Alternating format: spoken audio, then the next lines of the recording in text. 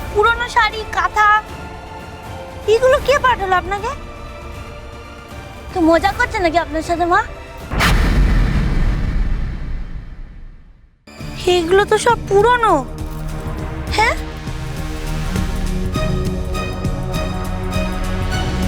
তো পাঠালে যখন পুরনো জিনিস কেন পাঠালো? নতুন কিছু পাঠালে পারতো তো।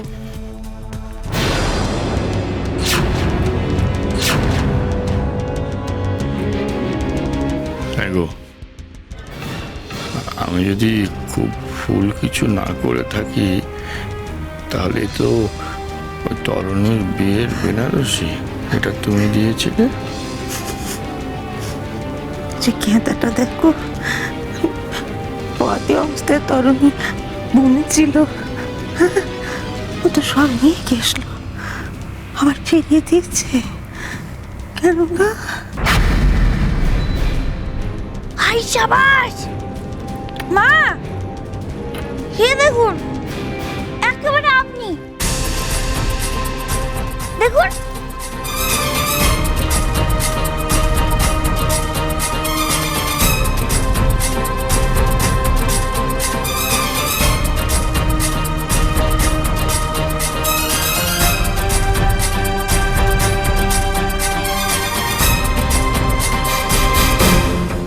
মা উনি কে হয়? ওনার নাম তো আগে কখনো শুনিনি, জ্ঞান হওয়ার পরে দেখেছি বলে তো ঠিক মনে পড়ছে না। কে মা?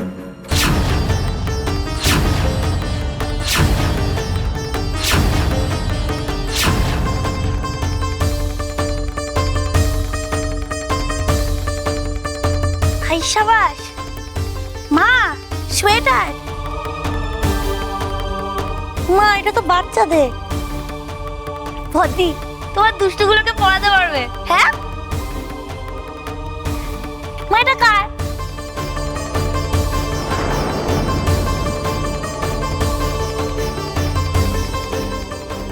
ও বুঝেছি, তার মানে বদ্রির ছেলেদের জন্য পাঠিয়েছে। কিন্তু পাঠালো যখন পুরনো পাঠালো কেন? এ তো সেই ব্রিটিশ আমলের। আমার আগে বিয়ে হলো, অথচ দেখ মা ষষ্ঠীর আশীর্বাদ আমি এখনো পেলুম না। আর তুই আমার আগে কেমন মায়ের কৃপা পেয়ে গেলি। তোর কপাল ভালো বলতে হবে রে তোর। আর মায়ের কৃপা, কপালের কথাই বা কি বলছিস? কপাল তো তাও তোর এখানে এনে তুললো রে দিদি। সাদে বাবা তোকে বলতো দেবীমা, তুই হলি সাক্ষাৎ দেবীমা ভবানী। তুই আর জামাইবাবু না থাকলে আমার যে কি হতো, আমি তো ভেসেই যেতাম রে দিদি। তোকে নিয়ে আর পারি না। ভরা পোয়া দিতে কি বল মন খারাপের কথা? হাতে বোনা শেষ কর। অমন করে বলতে নেই রে বোন, এই সময় মন ভালো রাখতে হয়, খুশি থাকতে হয় তোর। বদ্রি তুই না এটা ওকেই পড়িও, ওকে হেভি মানাবে। কি হচ্ছে কি মেজ বাবা?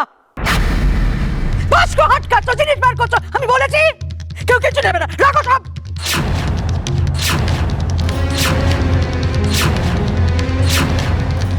না মা, আসলে আমি তো আমার কথা, আমি তো একের পর এক জিনিস বের করছে, রাজে বাজে কথা বকেই চলেছে। এত বেশি কিসে? এটা কি, ওটা কার সোয়েটার, কার জিনিস? 1400। এই আমি বলছি কি, অমন করে বলো না, অত রাগটাকে আছেটা কি বল?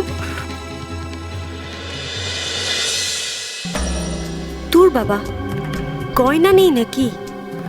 ওটাই তো খুঁজতে চাইছি। তা না, কতগুলো জঞ্জাল বেরোচ্ছে শুধু।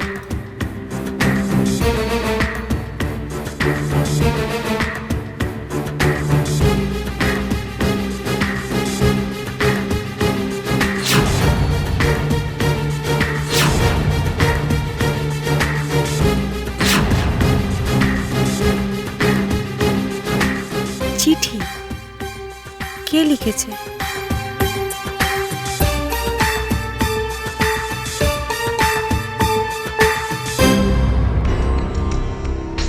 শাশুড়ি বুড়ি বড্ড রহস্য করছে মনে হচ্ছে।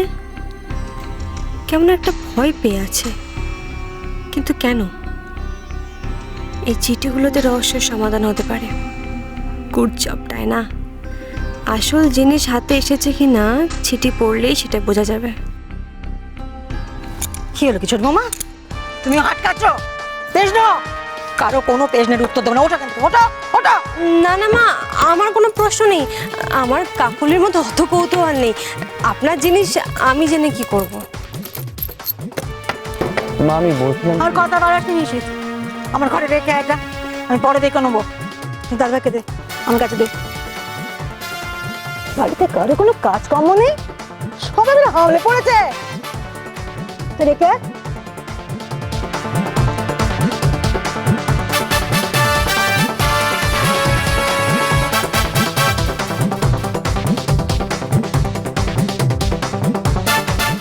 ব্যাপারটা কি?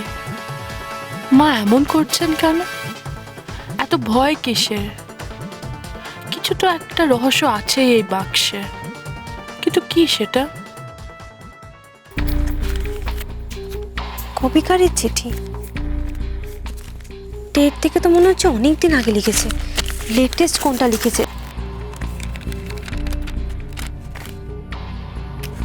এটাই মনে হচ্ছে। হ্যাঁ, 2 দিন আগে লেখা। নমস্কার ভবানী দেবী, আপনার একমাত্র বোন তরণী দেবী আমার আশ্রমে গুরুতর অসুস্থ অবস্থায় আছেন। ও আচ্ছা, এই তরণী তাহলে শাশুড়ি বুড়ির বোন। জানতামই না ওনার সম্পর্কে। ঘোষমশাই, দরজাটা দিয়েছ? সে না হয় দিলাম, কিন্তু একটা জিনিস আমি কিছুতেই বুঝে উঠতে পারছি না যে এতদিন পর তরুর এত সব জিনিসপত্র কোত্থেকে এলো বলো দেখি।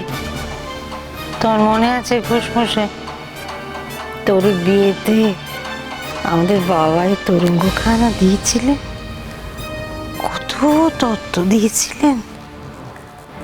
বোনটার কপালে আমার কিছুই সইল না, কিচ্ছু না। কিন্তু ট্রাঙ্ক বোঝাই যা পাঠিয়েছে তা তো অনেক গোপন সত্যের দলিল।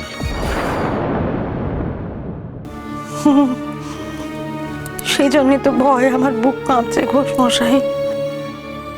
ভগবান এতদিন পরে এই নির্মম সত্যের সামনে আমাকে কেন দাঁড় করালেন গো?